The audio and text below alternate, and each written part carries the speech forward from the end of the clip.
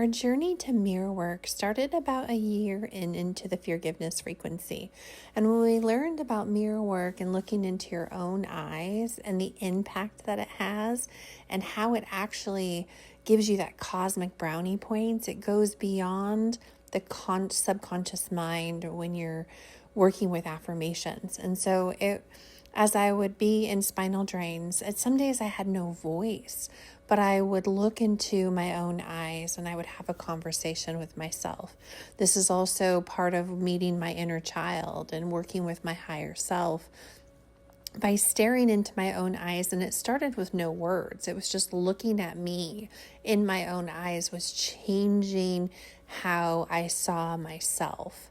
And then we moved on to, I had a little tiny mirror next to my bed, like a dollar store mirror, and I would just talk to myself and I would talk with my inner child. And then we started reparenting and using affirmations and journaling. Anything we journaled out in our jam session, we would bring into our mirror work to really have that conversation, to talk about those truths that came out in journaling. If we colored any IMs, to bring those forth.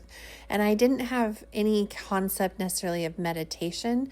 I would just sit in reverence and sit in silence. And I had these little post-it notes all over just reminding me that when I can clear the clutter from my mind, I can move beyond the chronic pain.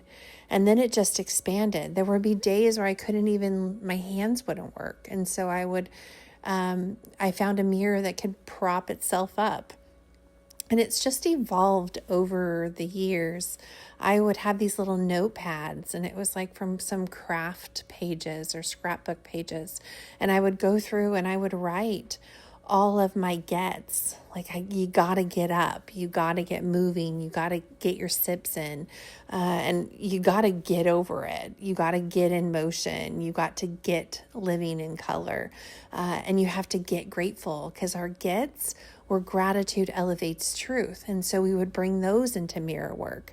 And then as we started to share our story, it was reprogramming our subconscious mind that was telling us we couldn't do it, and that no one would listen, and we're not worthy, and our voice doesn't matter, all of the negative self-sabotage that would come up. And then we started bringing into mirror work that I want this, I deserve this, I have a message, I'm here to inspire, I am here to connect, I'm here to impact. And these started to change inside, outside, upside, and down.